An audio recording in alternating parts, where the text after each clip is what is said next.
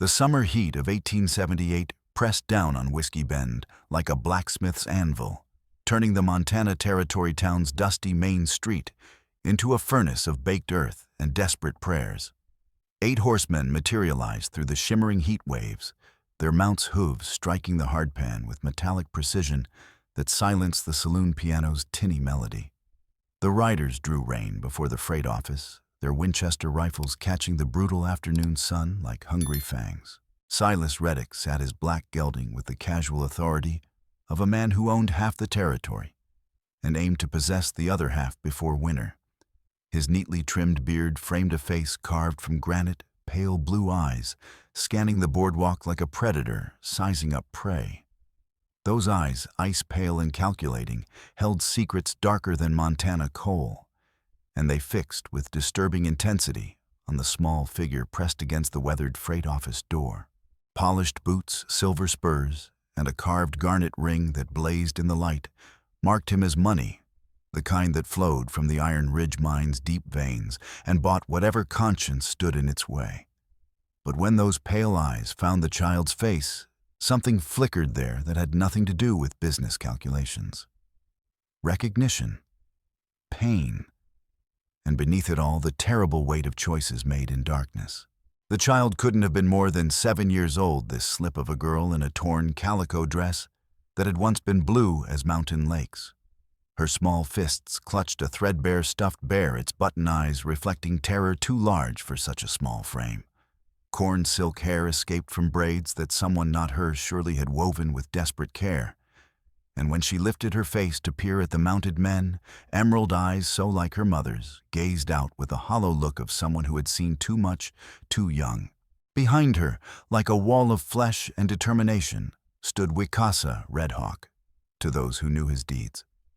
The Lakota warrior bore 45 years of prairie winters in the lines around his dark eyes, yet he held himself with the fluid grace of a man half his age.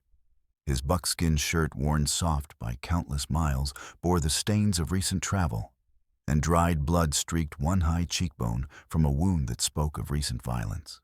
His right hand gripped a Colt revolver, its barrel trained steady as sunrise on Reddick's chest.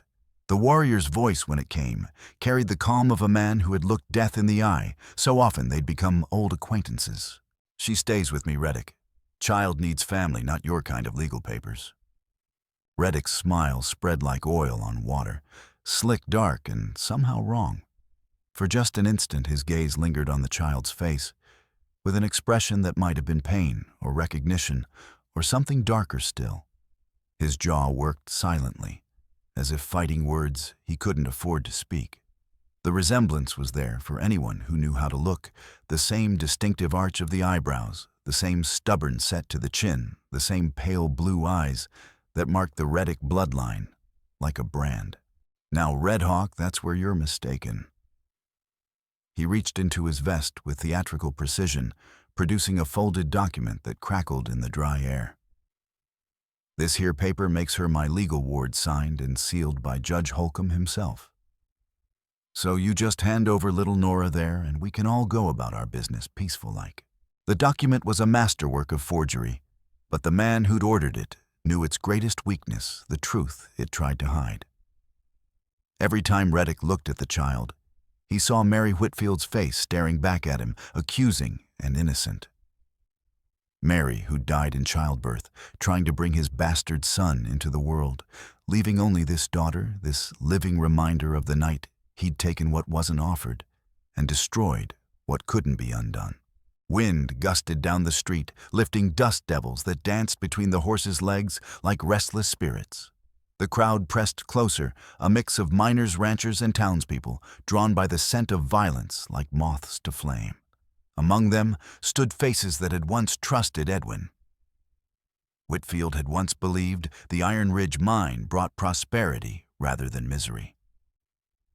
But fear of Reddick's money ran deeper than any well, and children's lives weighed less than next month's wages. Someone whispered a prayer. A rifle bolt snicked home with metallic finality. A horse stamped, sensing its rider's tension, and leather creaked as men shifted in their saddles. The very air seemed to hold its breath, waiting for the spark that would ignite the powder keg of tension. Last chance, Chief. Reddick said, his voice honey over broken glass. Hand her over, or we take her anyway. Question is whether you're still breathing when we ride out. His pale eyes found Nora's face again, and this time there was no mistaking the complex emotions that flickered there. Possession, regret, and something that might have been paternal recognition twisted into something monstrous by greed and fear. His breathing quickened almost imperceptibly, and the hand holding his reins trembled with suppressed emotion. Nora's small hand crept up to touch the warrior's arm, her whisper barely audible over the wind. Don't let them take me, Wikasa. Please. The seconds stretched like years, each heartbeat echoing in the terrible silence. And in that moment, suspended between violence and surrender, the fate of a child hung in the balance, like ash on the prairie wind. 3 days before the standoff that would shake Whiskey Bend to its foundations, Wikasa had been following smoke on the Crow Fork prairie. Not the clean smoke of cook fires or the gray plumes of distant trains, but the black, oily smoke that spoke of destruction and loss. His paint horse picked its way through the sagebrush with the careful gait of an animal that had learned to trust its rider's instincts. And those instincts were screaming danger. The smoke led him to what had once been Edwin Whitfield's homestead, a modest cabin built with a miner's careful hands and a father's desperate love. Now only the stone foundation remained, blackened timbers poking from the ashes like the ribs of some great dead beast. The smell of burned dreams hung heavy in the still air, mixing char with the sweeter scent of lost hopes. Edwin Whitfield had been more than just another miner trying to scratch a living from unforgiving stone. 3 winters ago, during the worst blizzard in memory, Wikasa had found Edwin lost at Cottonwood Pass, half frozen and delirious with cold. For 2 weeks, the warrior had nursed the white man back to health in his own lodge, sharing food and fire when both were scarce. When Edwin recovered, they'd shared the pipe in the old way and made the ancient promise each would protect the other's kin if need arose.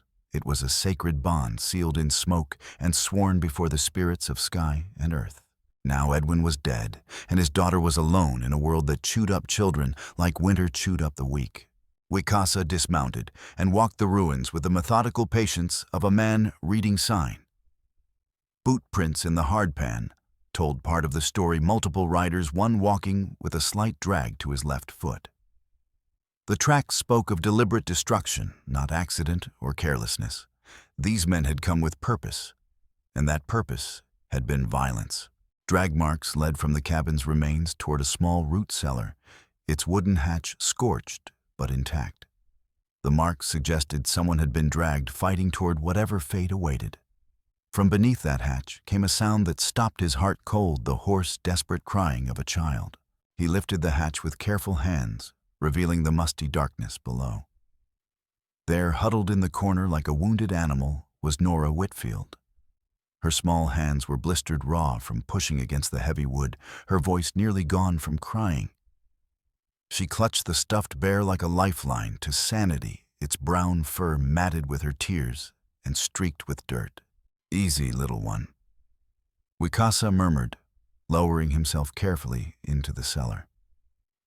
The space was cramped, barely large enough for a man his size, but he moved with infinite patience. The child flinched away, wild with terror, pressing herself against the earthen wall. But his voice held the gentle authority of a man who had soothed frightened colts and wounded hawks. I am friend, Edwin Whitfield's friend. At her father's name, the child's emerald eyes so heartbreakingly like her mother's. He realized with a pang, focused on his face, with desperate hope. She tried to speak, but only a croak emerged from her damaged throat. Her lips were cracked, her face streaked with tears and grime. With infinite patience, Wikasa gave her water from his canteen, watching her sip and cough, her small body shaking with exhaustion and trauma. Then he softened a strip of jerky in the water and fed it to her in tiny pieces, watching her chew with the mechanical motions of someone in shock. Slowly, painfully, her voice returned. My family's gone. She whispered the words, carrying the weight of a world destroyed. Mama died birthing the baby last winter. The baby too. Then the bad man came yesterday. Her voice broke on the word yesterday, such a short time for her entire world to collapse. This man, Wicasa said carefully, his warrior's instincts already cataloging threats and responses. What did he look like? Fancy clothes. Real fancy like Sunday church, but not church clothes. Her small hands gestured weakly, painting a picture through a child's eyes. Shiny boots that clicked on the floor. And he had a red ring that caught the light when he moved his hand. She paused, her breath catching. He looked at me funny, like he knew me but didn't want to. Like when you see someone you're supposed to remember but can't. The description sent ice through Wicasa's veins. A garnet ring was Silas Reddick's signature, carved with the Iron Ridge Mine's pickaxe symbol. But the child's description of that strange, conflicted look troubled him in ways he couldn't yet name. What happened then? He asked gently. He said Daddy owed him money, big money. But Daddy said no, that wasn't right, that the contract said something different. They argued real loud. Her voice dropped to a whisper. Then the man hit Daddy with his gun, right here. She touched her temple with one small finger. Daddy fell down and didn't get up. The man told his friends to drag Daddy away, and then... She shuddered. Then he looked at me again with those strange eyes and said I'd seen too much. With infinite care, Wicasa wrapped Nora in his travel blanket, lifting her from the cellar as gently as he might handle a bird with a broken wing. She weighed almost nothing, her small body light, with the thinness of grief and shock.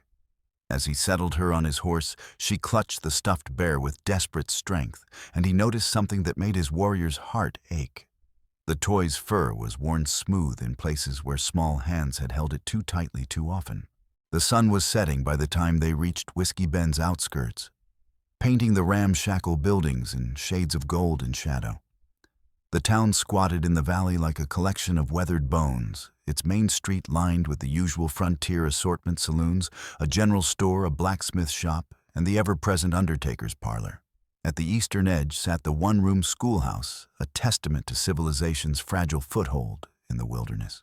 Eleonora Gray met them at the schoolhouse door, her New England sensibilities warring with 3 years of frontier pragmatism etched in every line of her face. She was 30 years old with prematurely silver hair pulled back in a severe bun and eyes the color of winter sky. Those eyes had seen too much hardship, too many children orphaned by violence and disease. But they still held the determined compassion that had brought her west in the first place. Sweet Lord in heaven, she breathed, seeing Nora's condition. Her trained teacher's eye took in every detail, the child's hollow cheeks, the way she clutched the bear, the empty stare that spoke of trauma beyond her years.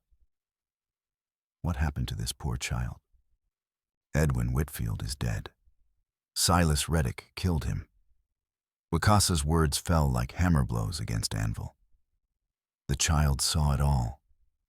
Eleonora's face went white as bleached bone, then flushed red with fury that transformed her severe features into something fierce and protective. She'd known Edwin from his regular visits to buy primers and slates for Nora's education, had seen the quiet love between father and daughter that transcended blood ties. Edwin had been one of the few miners who respected learning, who believed his daughter deserved more than a life of grinding poverty. Get her inside this instant. Eleonora commanded, her voice sharp with urgency. But I warn you, Pike won't lift a finger against Reddick. They're not just related by marriage. Pike's been on Reddick's payroll for years. If Reddick wants legal guardianship, there'll be papers. You'll need real evidence to fight him. As Eleonora bustled Nora into the schoolhouse's back room, Wicasa made his first strategic decision. They would need more than just his word against Reddick's money. They would need proof, and they would need allies who couldn't be bought or intimidated. The telegraph office occupied a narrow building wedged between the general store and the barber shop, its windows glowing with the warm light of kerosene lamps. The constant clicking of the telegraph key created a metallic rhythm that seemed to pulse with life, connecting Whiskey Bend to the wider world through the magic of electrical impulses racing along copper wires. Alma Finch looked up as Wakasa entered, her round face flushed with the heat of the cramped office. And something deeper, fear perhaps, or guilt. She was a woman of middle years, with graying hair and soft hands, that spoke of a life spent indoors, away from the harsh realities of frontier existence. "Mr. Redhawk," she stammered, using the English version of his name.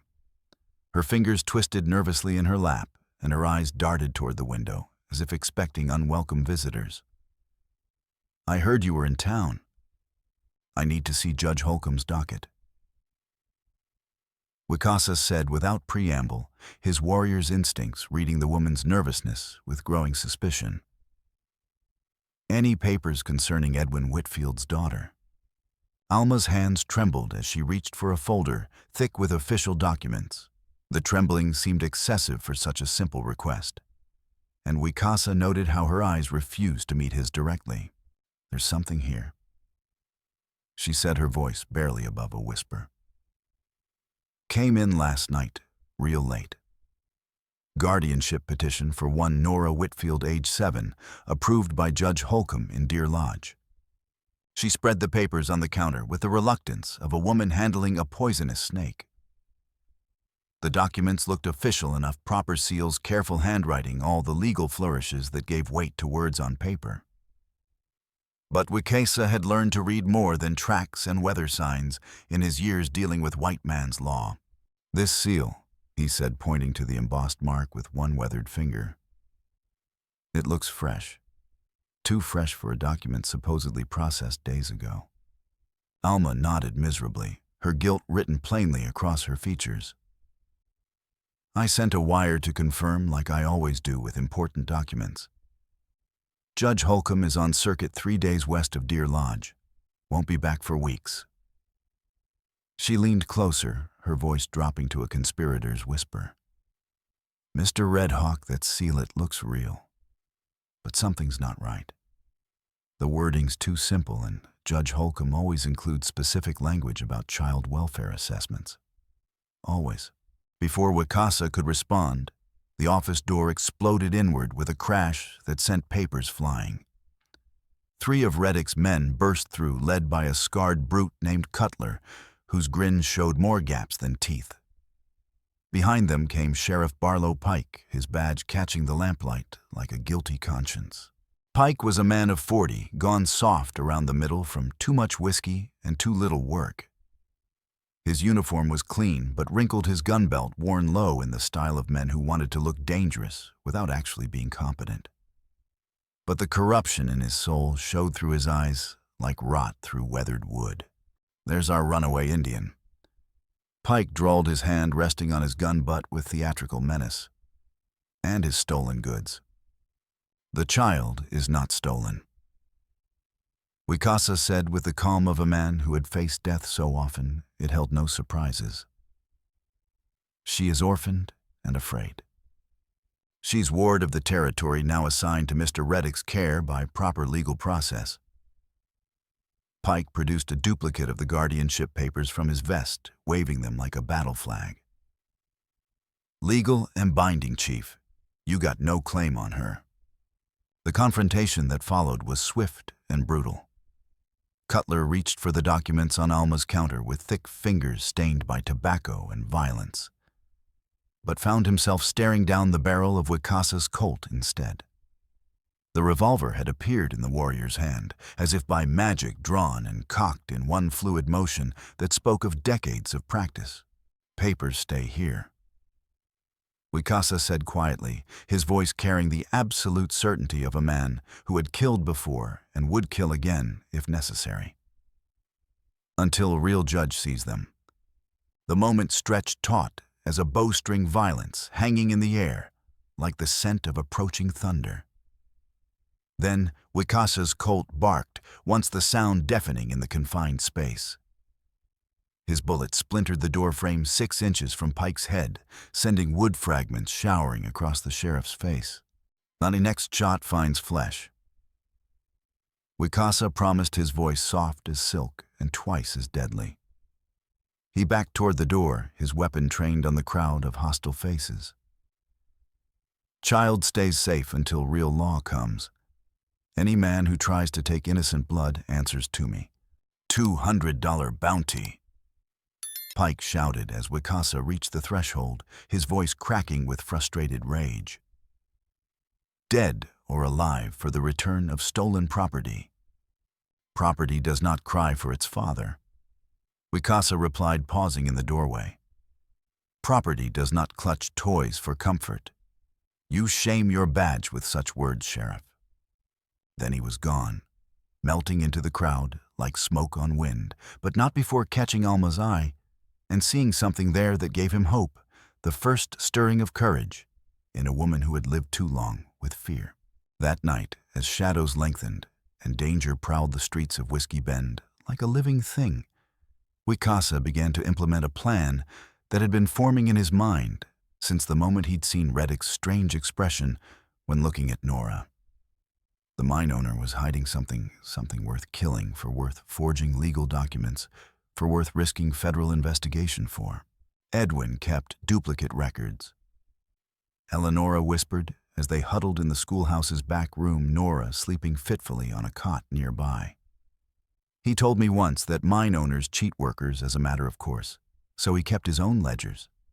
Every day's work, every injury, every payment. If he got a claim bonus for finding water or ore, there'd be papers naming his trustee. Those records would be at the mine. Wikasa said grimly, already calculating distances and guard rotations in his mind.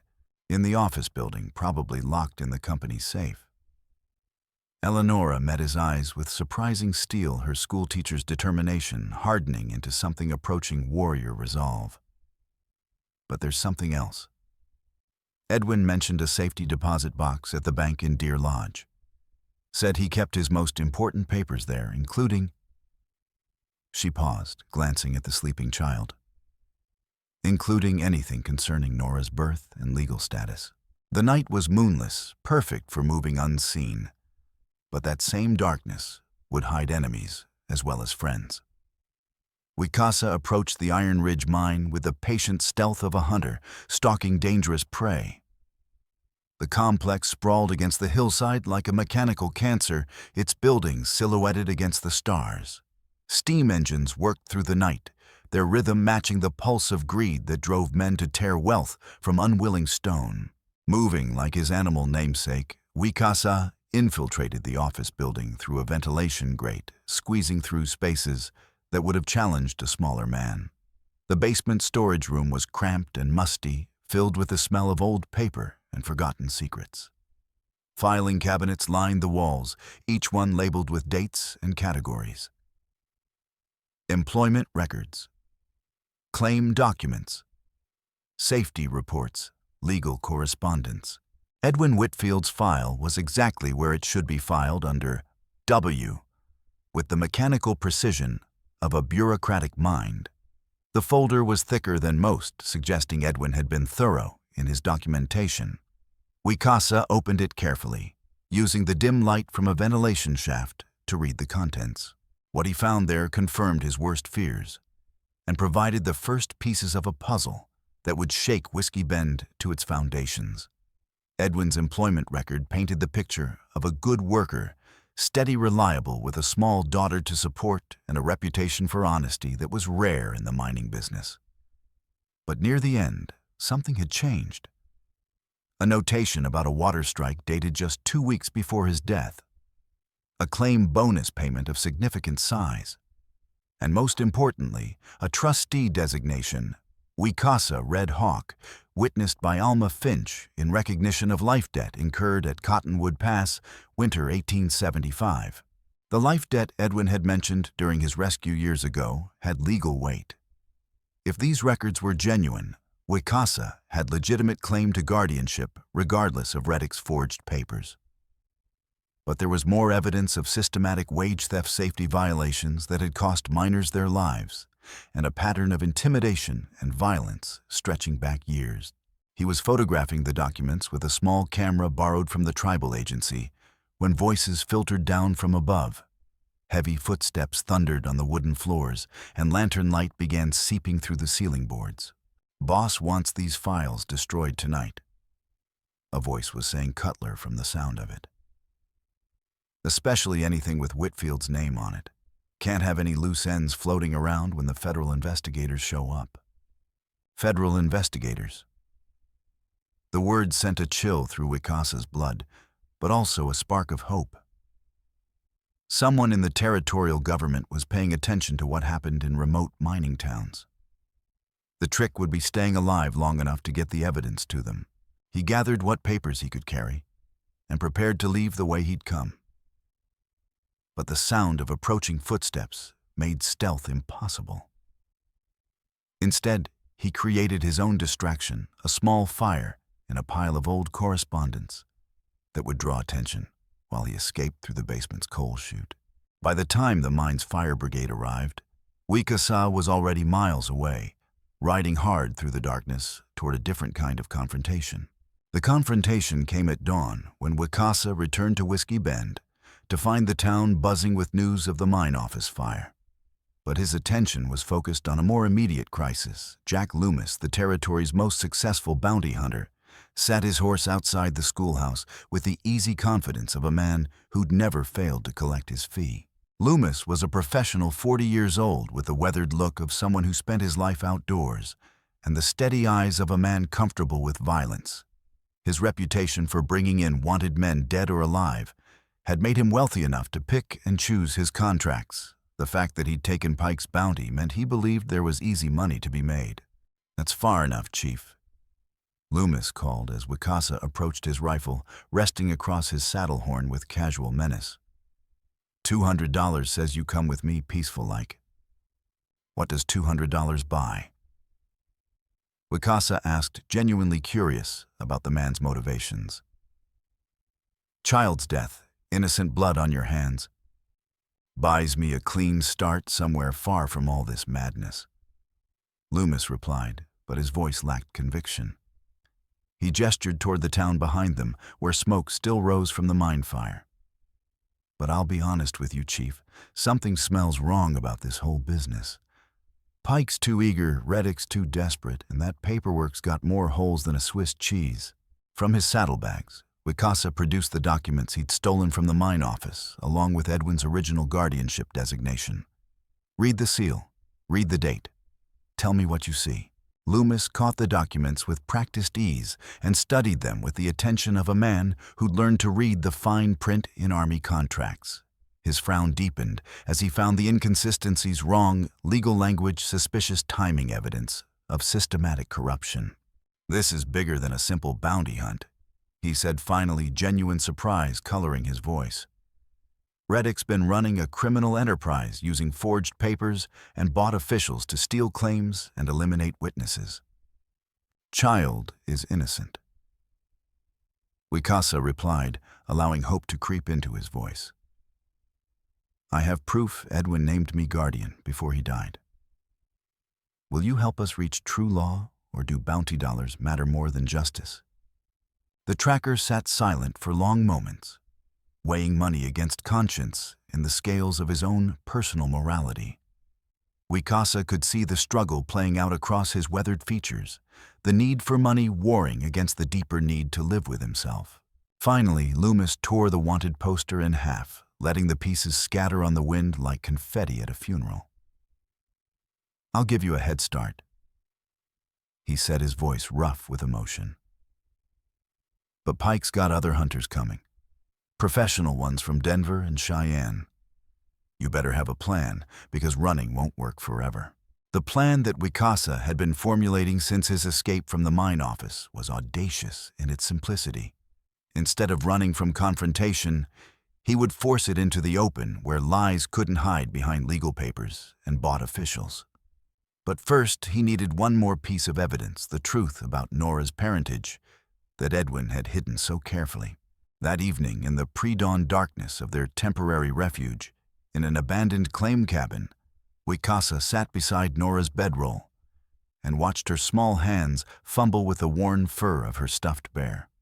The toy had been her constant companion through days of flight and fear, the one stable point in a world gone mad with violence and loss. She seemed unaware of her actions, lost in the half-dream state between sleeping and waking. But her movements grew more agitated as she picked at a particular spot on the bear's chest where the stitching had come loose. Her small fingers worked with the unconscious persistence of someone working a familiar puzzle. "What is it, little one?" Wicasa whispered, moving closer to kneel beside her bedroll. Nora's emerald eyes opened, focusing with the sudden clarity of someone remembering something vitally important. "There's a hole," she said, her voice still hoarse from days of fear and crying. "Daddy made a hole to fix the hurt place, but he put something inside first. He said if bad men came, the bear would tell the truth." Her small fingers found the loose thread and pulled with desperate strength. The seam parted with a soft tearing sound, and from the bear's stuffing fell not one, but 2 oiled packets, wrapped in a waterproof canvas.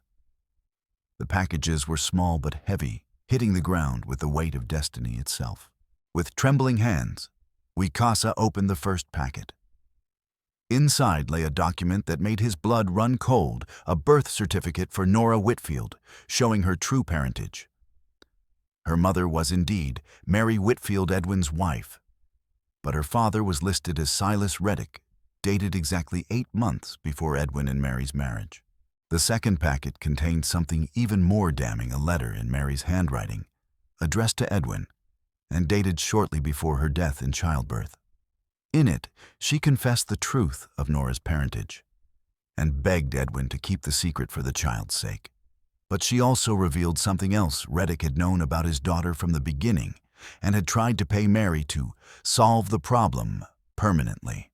When she refused, he threatened both mother and child, forcing Edwin to step in as protector and eventually husband. Sweet Jesus and all the angels. Eleonora breathed, reading the documents over Wicasa's shoulder.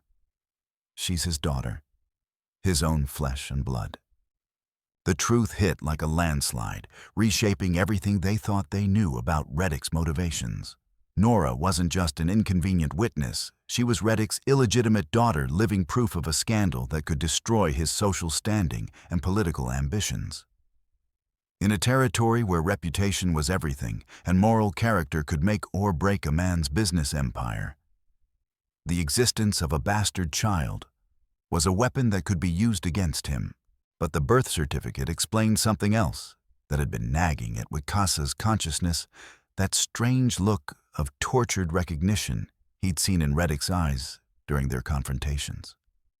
The mine owner had been looking at his own daughter, seeing his own features reflected in her face and wrestling with the knowledge that he was about to murder his own child for the sake of social appearances. He wants her dead because she's his daughter. Eleonora whispered, the horrible irony clear in her voice. His own blood, and he'll sacrifice her to protect his reputation. Now Wicasa had all the pieces he needed for his plan. The truth about Nora's parentage would be his weapon, but he would have to use it carefully. Reddick was desperate enough to kill his own child. He wouldn't hesitate to murder anyone who threatened to expose his secret. The final confrontation began 2 days later, when Pike's men surrounded their hiding place in the abandoned claim cabin. But instead of fighting or fleeing, Wicasa did something that caught his enemies completely off guard. He surrendered. "I give up," he called out as Pike's men closed in their rifles, trained on the cabin's windows. "But I want to make a deal. Public trial in front of the whole town. Let the people of Whiskey Bend decide who's telling the truth." Pike's laughter echoed across the canyon walls. "You think you're going to get a fair trial, boy? You're dumber than you look. Reddick owns the judge, the jury, and the courthouse too. Then prove it." Wicasa challenged his voice, carrying across the stillness with the authority of a man who had nothing left to lose. Prove that justice means whatever Silas Reddick's money says it means. Show the people of Whiskey Bend what kind of law they're living under. The words struck home in ways Pike hadn't expected. A crowd was already gathering, drawn by the sound of shouting and the presence of armed men. Miners, shopkeepers, ranchers, and their families, people who had lived too long under Reddick's thumb, who had seen too many friends disappear or die in accidents, who had watched their town become a place where money mattered more than justice. "What's he got to say?" someone called from the crowd. "Let him speak his piece. This ain't no town meeting." Pike snapped, but his authority was cracking under the pressure of public attention. "This is law business." "Whose law?" The voice belonged to Dr. Percival Ames, who stepped forward from the crowd with the moral authority that came from years of healing the victims of Reddick's greed. "The law that says miners die in accidents when they find too much water or ore. The law that says children disappear when they see too much." Other voices joined in, emboldened by the doctor's courage. Alma Finch pushed through the crowd, her face set with grim determination, carrying a telegraph message that would change everything. "I sent word to Judge Holcomb." She announced, her voice carrying across the crowd with surprising strength. "The federal marshal is coming to investigate corruption in the territorial courts. He should be here within the hour." The announcement sent ripples of shock through the assembled crowd. But Wakasa knew it was exactly what Reddick had been waiting for. The mine owner had been using Pike's men to drive his enemies into the open, forcing a confrontation where he could eliminate all witnesses at once and claim they'd been killed resisting arrest. Right on schedule, Silas Reddick himself appeared riding at the head of a column of armed men. His pale blue eyes swept the crowd with cold calculation. But when they found Nora still clutched protectively in Eleanor's arms, something flickered in their depths that had nothing to do with business. "Enough of this charade." Reddick announced, his voice carrying the absolute authority of a man accustomed to obedience. "Sheriff Pike, arrest these criminals for kidnapping and murder. Use whatever force is necessary." But Wakasa had been waiting for exactly this moment. From his position on the cabin's front porch, he held up the documents Edwin had hidden in Nora's bear, letting the crowd see the official seals and legal language. "Tell them, Reddick." He called out, his voice carrying across the suddenly silent crowd. "Tell them why you want this child dead. Tell them who she really is." "I don't know what you're talking about." Reddick replied, but his voice lacked its usual confidence. His eyes kept darting to Nora's face, and his hands trembled almost imperceptibly on his reins. "Look at her eyes." Wakasa pressed, sensing weakness in his enemy's armor. "Look at her chin, the shape of her face. Tell this crowd you don't see yourself looking back at you." The crowd pressed closer, sensing drama unfolding. Some of them were beginning to see it too, the resemblance that Reddick had been trying to hide for 7 years. The pale blue eyes, the stubborn set of the jaw, the aristocratic arch of the eyebrows that marked the Reddick bloodline. "She's your daughter." Wakasa announced, his words falling into the silence like stones into still water. "Born 8 months before Edwin married her mother.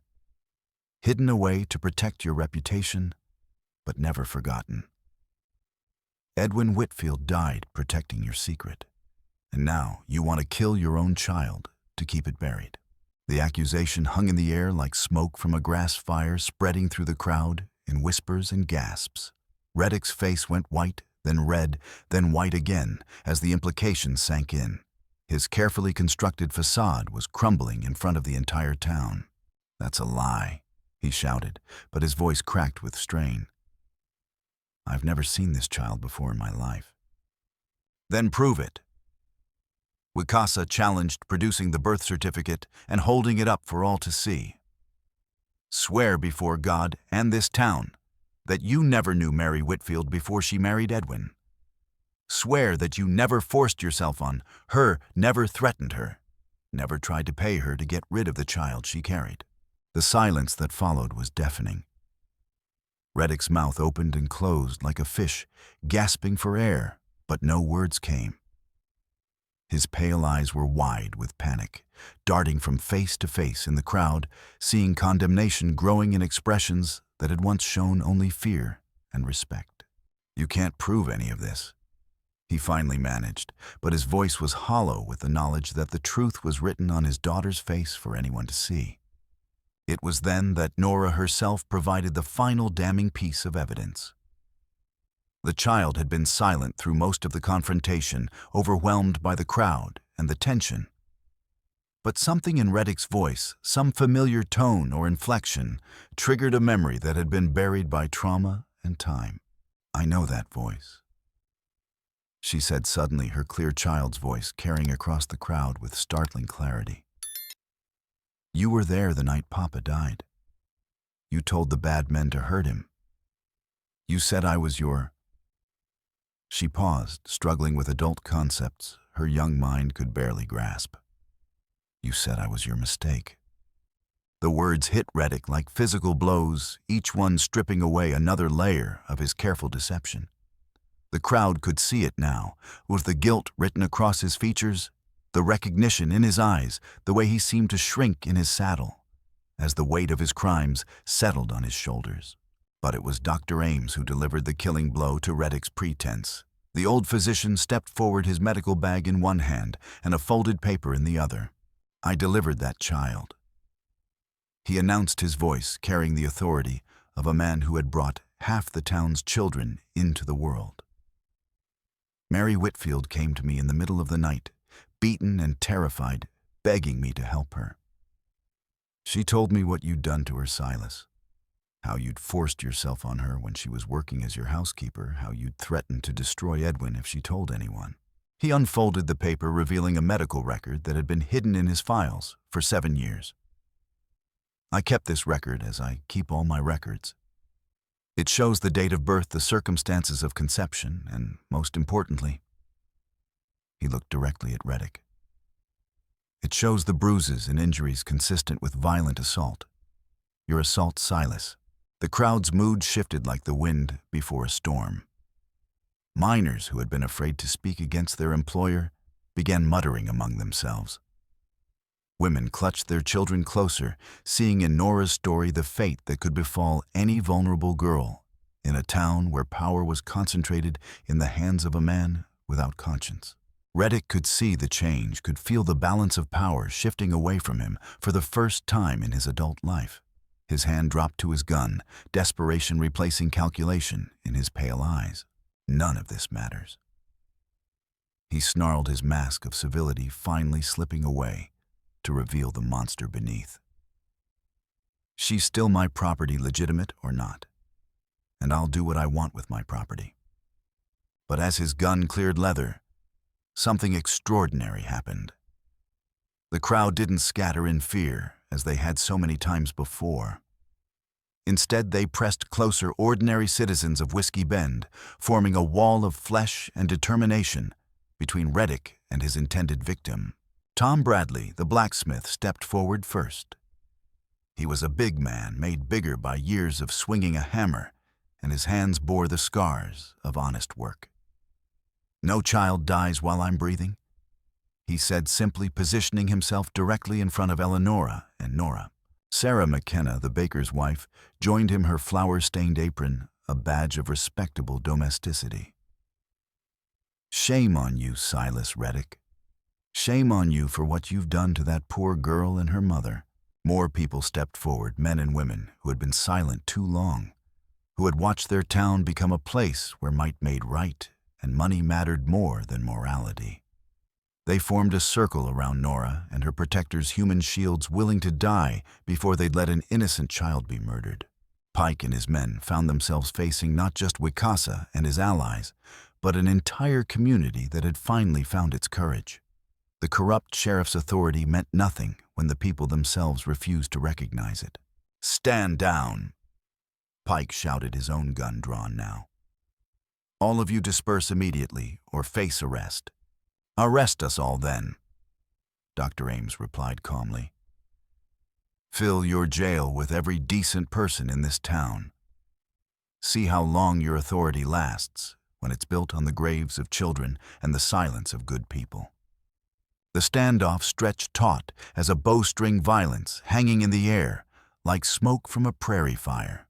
Reddick's desperation was palpable, his finger tight on his trigger as he stared at the daughter he had tried to deny, surrounded by people he could no longer intimidate. It was then that Wicasa played his final card. From inside his shirt, he produced a small object that made Reddick's blood turn to ice, a locket on a thin gold chain, its surface engraved with delicate flowers. Mary was wearing this the night she died.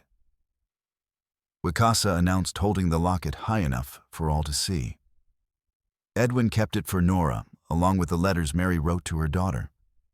Letters that tell the whole story, how you forced yourself on her, how you threatened to kill Edwin if she didn't keep quiet, how you tried to buy her silence with money and then with threats. The locket seemed to mesmerize Reddick. His pale eyes fixed on it with an expression of such anguish that even his enemies felt a moment of pity. It was the look of a man confronting the full weight of his sins, seeing in that simple piece of jewelry all the innocent lives he had destroyed in service to his own ambition. She loved Edwin. Reddick whispered the words torn from him by forces beyond his control. Even after what I did to her, she chose him. She chose a poor miner over everything I could have given her. The admission hung in the air like a funeral shroud, confirming what everyone now knew to be true. Reddick had destroyed Mary Whitfield's life, had murdered Edwin Whitfield, and had been prepared to kill his own daughter, all to hide the shame of crimes that were now exposed for all to see. But confession did not bring redemption. Instead, it seemed to drive Reddick deeper into madness. His gun swung toward Nora with murderous intent, his face twisted by rage and self-loathing. If I can't have her silence, I'll have her death. He screamed, his finger tightening on the trigger. The shot that rang out across the crowd was not from Reddick's gun, but from Wicasa's. The warrior's bullet took the mine owner in the shoulder, spinning him from his saddle and sending his weapon flying into the dust. Reddick hit the ground hard, crying out in pain and surprise, his blood staining the earth that had been purchased with so much innocent suffering.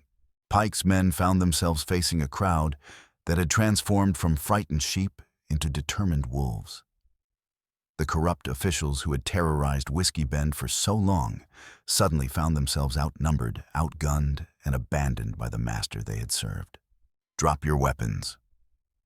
Tom Bradley commanded, his voice carrying the authority of a community that had finally found its backbone. "You're done terrorizing decent folks." One by one, Pike's men laid down their guns, seeing which way the wind was blowing. Some had families in the crowd, children who would grow up ashamed of fathers who had served evil for pay.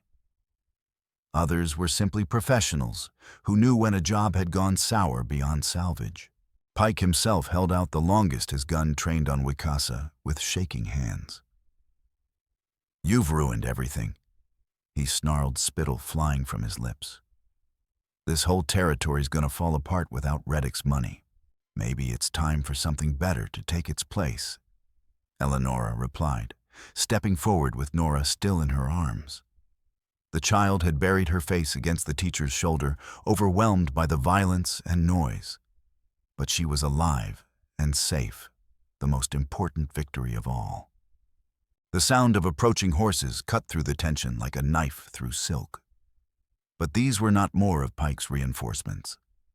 Instead, a small group of men rode into the clearing, wearing the distinctive badges of federal marshals, their presence carrying the weight of legitimate authority that had been absent from Whiskey Bend for far too long. At their head rode Marshal Harlan Briggs, a man of 50 with iron-gray hair and eyes that had seen too much corruption to be impressed by local power structures. His arrival was not the dramatic last-minute rescue that some would later claim, but rather the inevitable result of a federal investigation that had been months in the making. "Somebody want to tell me what's going on here?"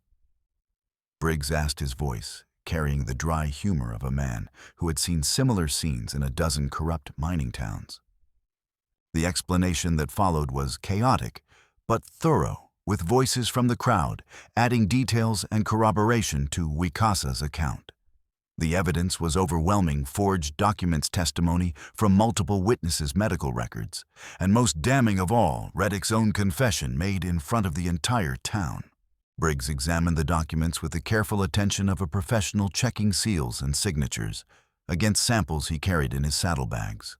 His verdict was swift and uncompromising. "Silas Reddick, you're under arrest for fraud, conspiracy, murder, and assault," he announced formally.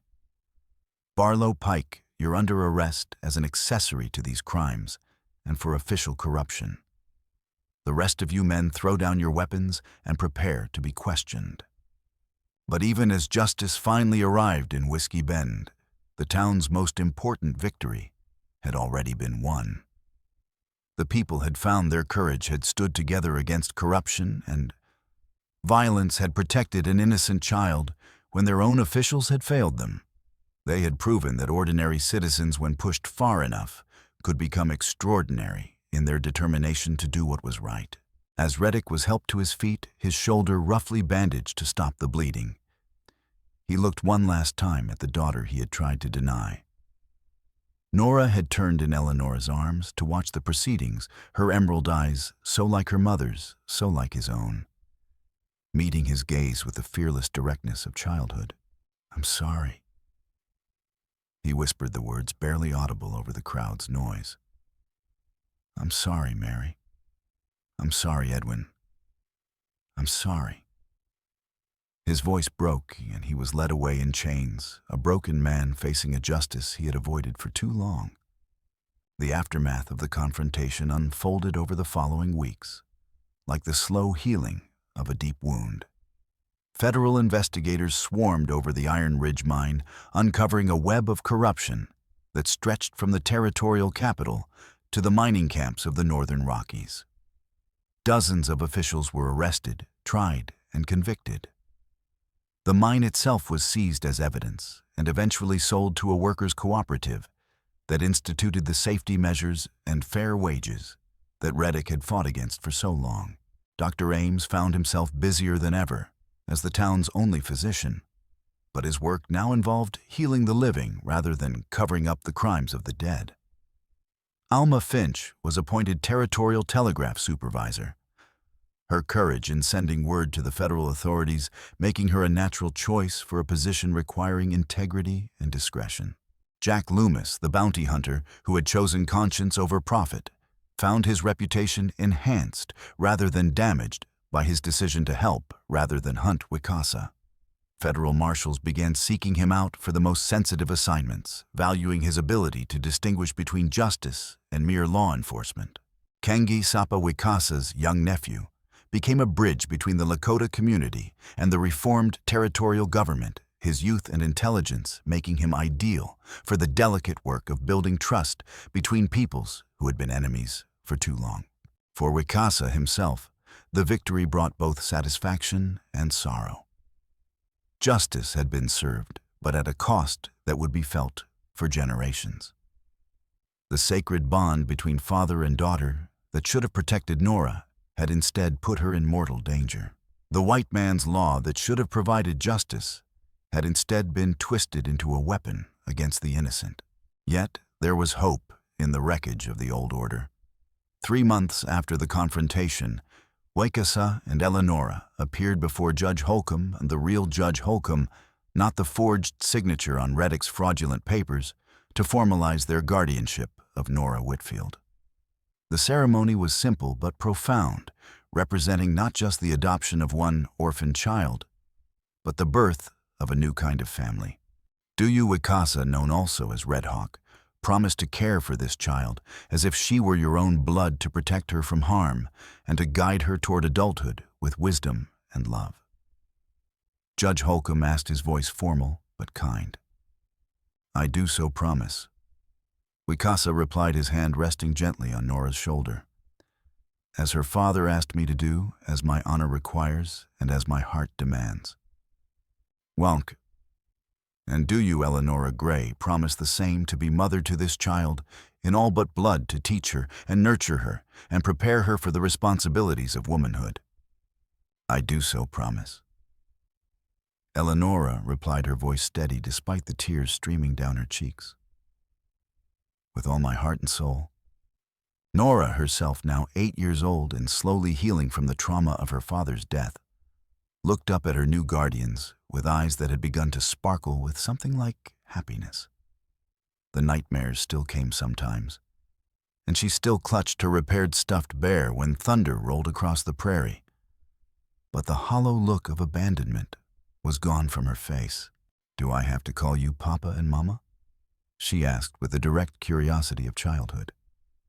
"You can call us whatever feels right to you," Wicasa replied gently. Names are less important than the love behind them. She considered this with the seriousness of someone who had learned too young that words could carry the weight of life and death. Finally, she nodded decisively. I think I'd like to call you Papa Wicasa and Mama Eleonora. Because you're not trying to replace my first Papa and Mama, but you're taking care of me like they would have wanted." The wisdom of childhood, spoken from a heart that had known too much sorrow, but was learning to hope again. 2 years later, on a warm spring morning in 1880, the town of Whiskey Bend gathered to dedicate a new schoolhouse built with money recovered from Reddick's criminal enterprise. The building was larger than the old one-room structure with separate classrooms for different ages, and a library stocked with books donated by territorial officials eager to demonstrate their commitment to legitimate governance.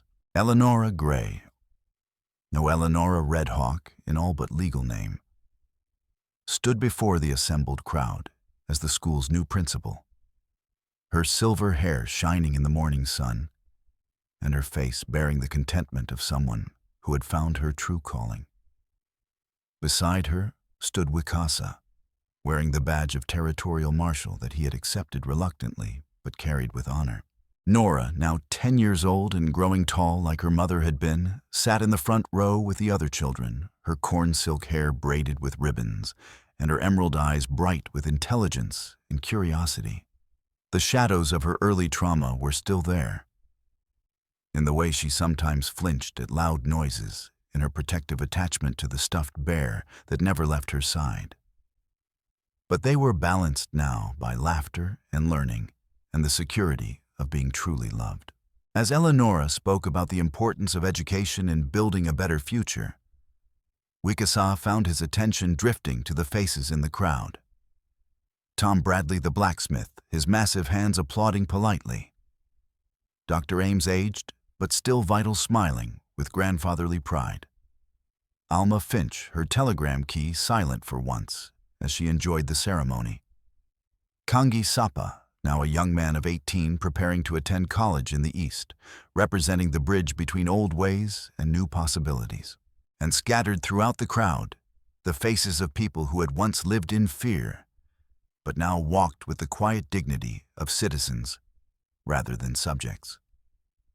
The transformation hadn't been easy or complete prejudice, and inequality still existed.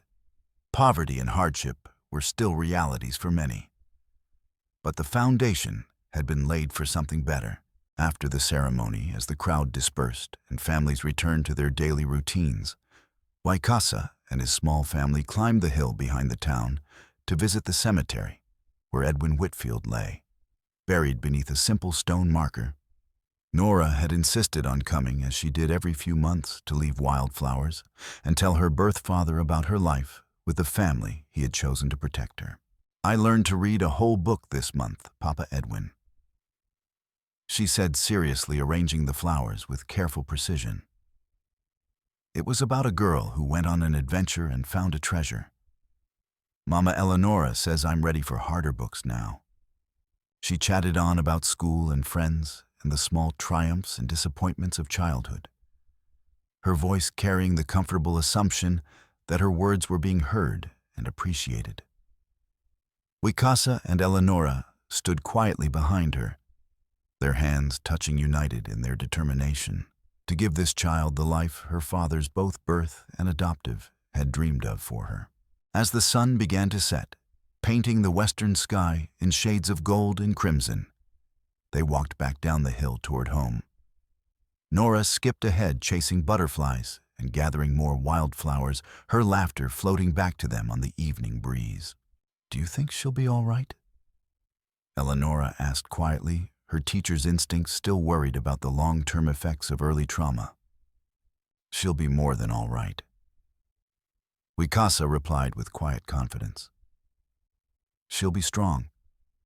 Strong enough to help others who face what she faced. Strong enough to make sure no other child goes through what she went through." And indeed, as the years passed, that prediction proved prophetic. Nora Redhawk, for she eventually took her adoptive father's name, legally grew into a woman of remarkable courage and compassion. She became first a teacher, like her adoptive mother, then a lawyer, and finally a territorial judge, dedicated to protecting the rights of children and families throughout the Montana Territory.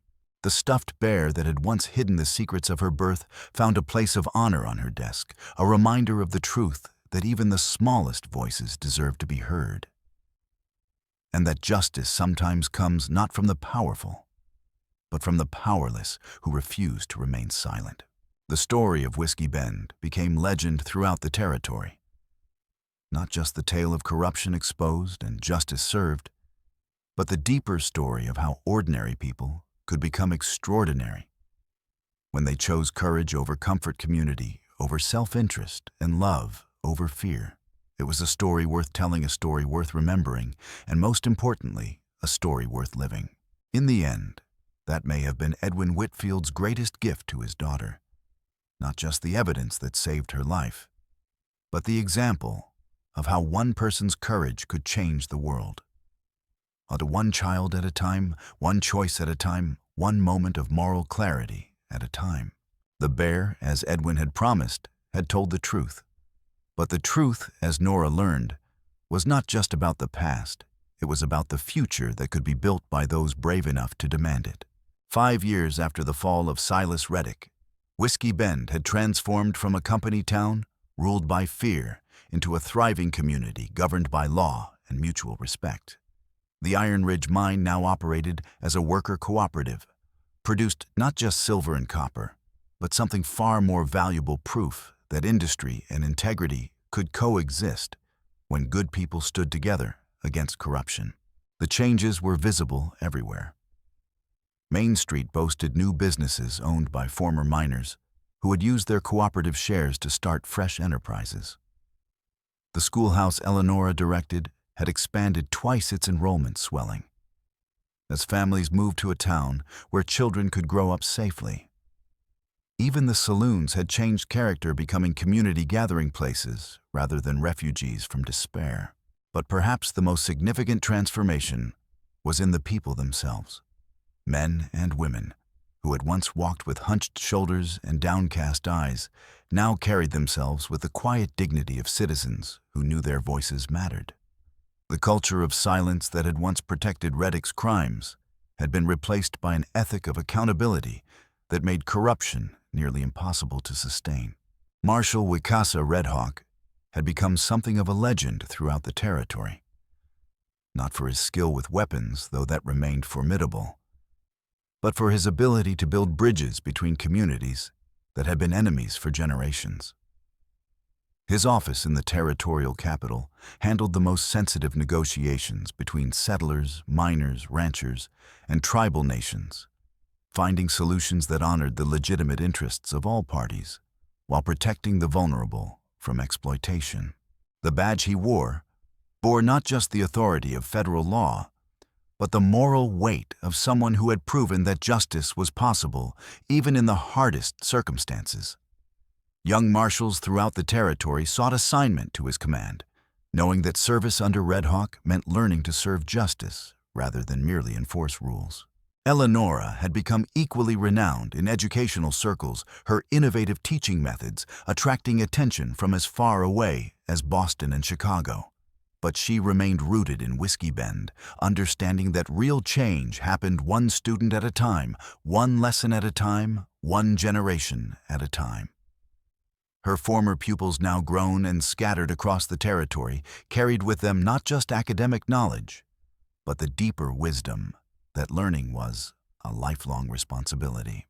The schoolhouse library bore a simple plaque, in memory of Edwin Whitfield, who believed every child deserved the chance to read.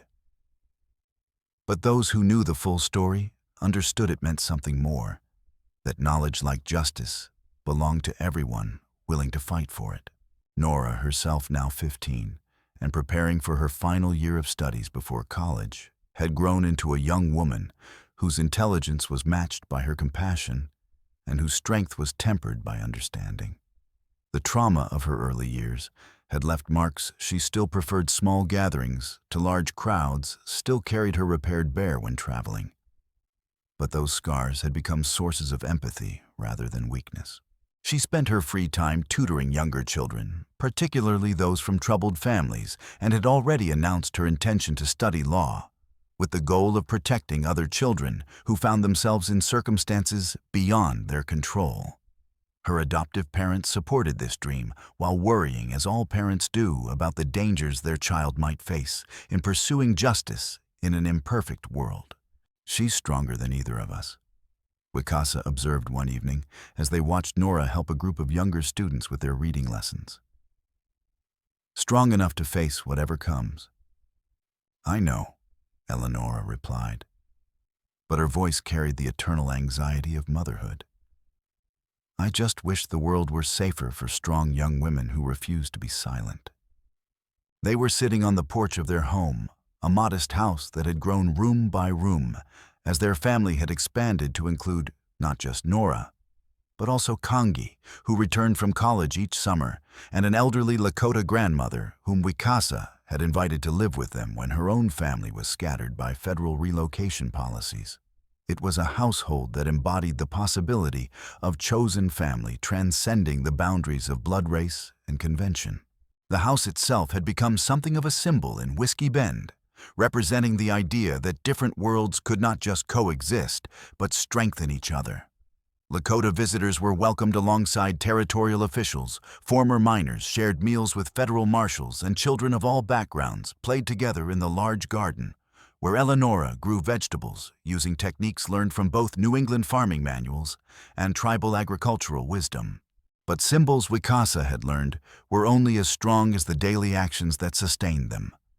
Each morning brought new challenges, new tests of the principles they had fought to establish.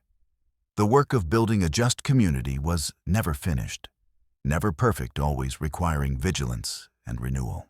One such test came on a hot August day in 1883, when a delegation from the territorial capital arrived with disturbing news. A new mining consortium, backed by Eastern investors and armed with territorial contracts, was claiming rights to Lakota's sacred sites in the Black Hills. The contracts bore official seals and legal language that seemed to make resistance impossible.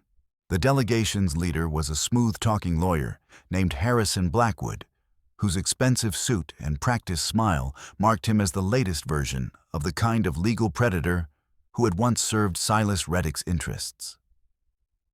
But Blackwood was more sophisticated than his predecessors, using law rather than outright violence to achieve his client's goals. "Marshal Red Hawk," Blackwood said as he spread maps and contracts across Wicasa's desk. "I'm sure you understand that progress sometimes requires difficult decisions. These mining operations will bring jobs and prosperity to the territory.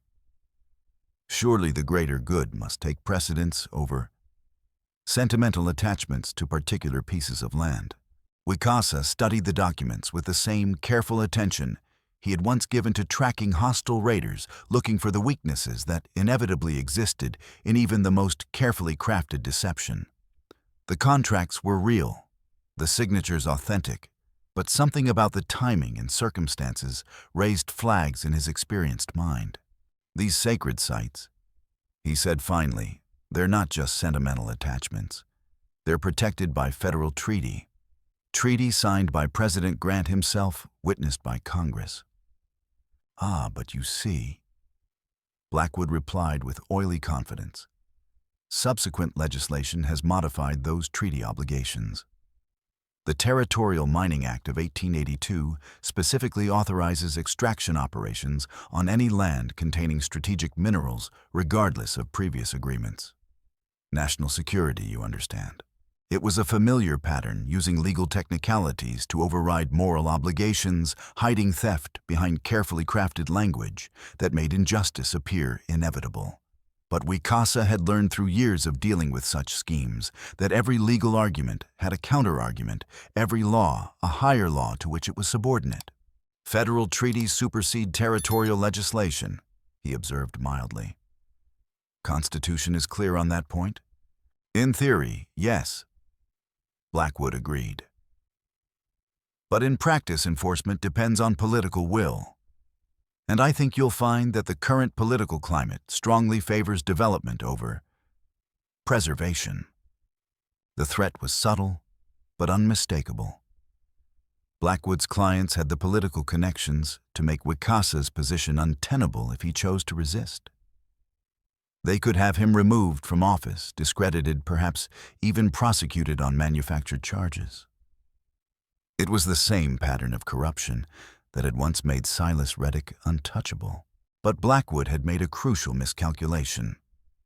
He was operating under the assumption that Wicasa was just another territorial official susceptible to the same pressures and inducements that had corrupted his predecessors.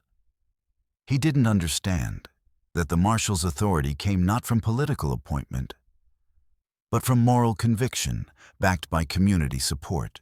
I'll need time to study these documents, Wicasa said finally. Complex legal questions shouldn't be decided in haste. Of course, Blackwood replied smoothly. But don't take too long, Marshal.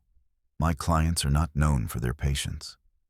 After Blackwood left, Wicasa sat alone in his office, studying not the legal documents, but the map of the affected area. The sites in question were indeed sacred to the Lakota places where vision quests were undertaken, where the spirits of ancestors were believed to dwell, where the connection between earth and sky was strongest. Their destruction would be more than economic loss. It would be spiritual catastrophe for people who had already lost too much. But fighting this new threat would require more than moral outrage. It would require the same careful planning, strategic thinking, and coalition building that had brought down Reddick's empire. And it would require something even more difficult: faith that justice could triumph over expedience, even when the odds seemed impossible. That evening, around the dinner table that had become the center of their family's life, Wicasa shared the day's developments with Eleonora, Nora, and Kangi, who had returned from his law studies for summer break. The conversation that followed would have seemed impossible 5 years earlier. A Lakota marshal, a New England teacher, a mixed-race teenager, and a college-educated tribal member planning legal strategy as equals and family. The key, Kangi observed with the analytical precision his legal education had sharpened, is federal jurisdiction. If we can get this into federal court rather than territorial court, we have a chance.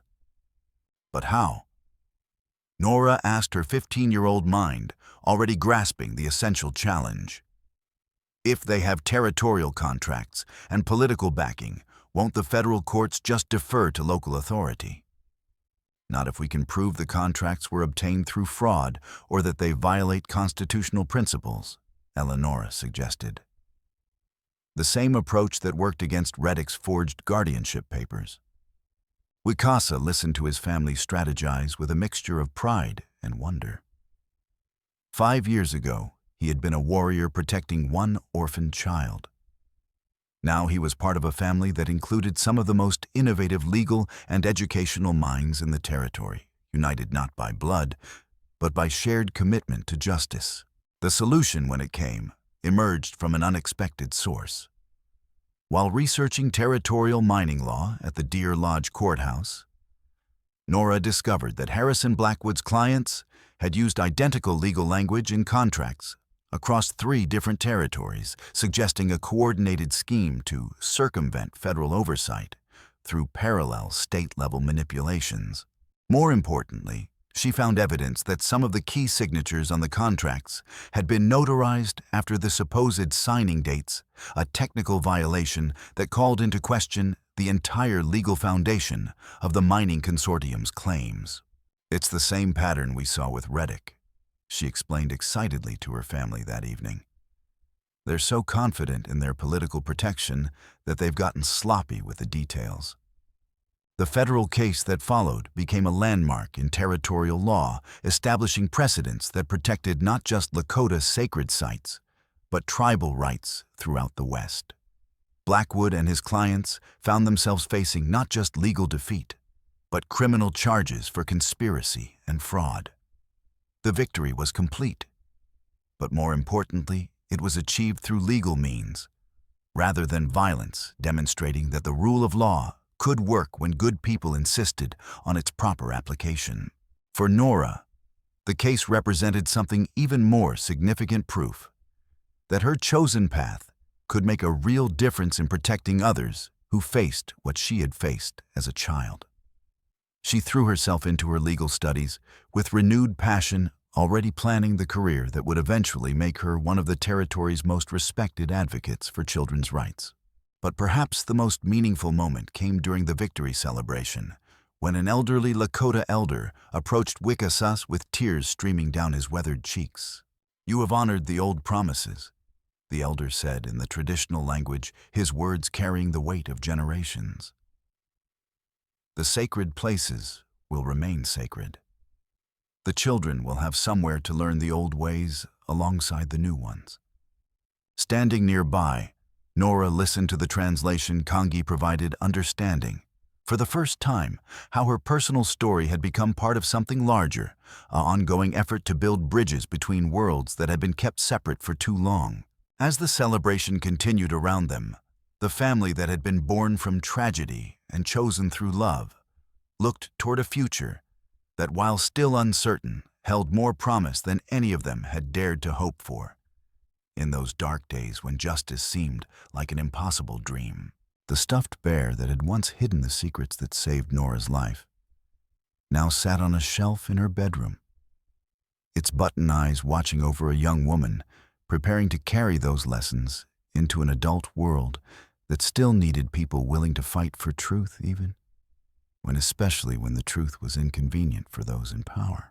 The story that had begun with smoke on the prairie had become something larger, a testament to the idea that families could be chosen, that justice could be won, and that the smallest voices, when amplified by love and courage, could indeed change the world. In Whiskey Bend, where it all began, children still learned that lesson in school, still heard the story of how their town had chosen right over easy community, over fear and hope, over despair. And somewhere in other towns, facing their own versions of corruption and injustice, people remembered that change was possible because it had happened before, in a place where good people had found the courage to stand together when it mattered most. The truth, as Edwin Whitfield had promised, had indeed set them free, not just from Silas Reddick's tyranny, but from the deeper tyranny of believing that ordinary people were powerless against extraordinary evil. And that lesson passed from generation to generation, remained the most lasting legacy of all.